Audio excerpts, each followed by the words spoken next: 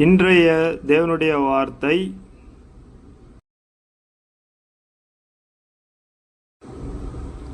எஜமான் வேலைக்காரன்.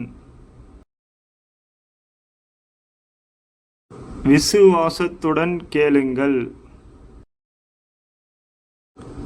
எஜமான்களே, உங்களுக்கும் பரலோகத்தில் எஜமான் இருக்கிறார் என்று அறிந்து வேலைக்காரருக்கு நீதியும் செவ்வையுமானதை செய்யுங்கள்.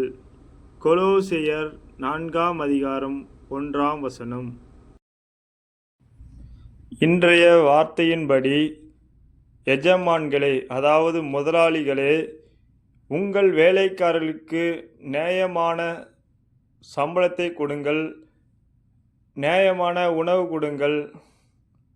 எதை செய்தாலும் நீதியும் செவ்வையுமான செய்யுங்கள்.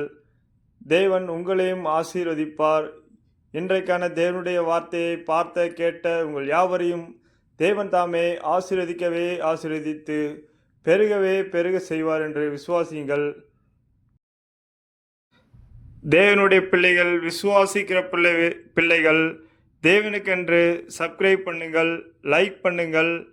தேவனுடைய வார்த்தை அனைவருக்கு ஷேர் செய்யுங்கள். தேவன் தாமே உங்களையும் ஆசீர்வதித்து பெருகவே பெருக செய்வார். ஆமேன், ஆமேன்.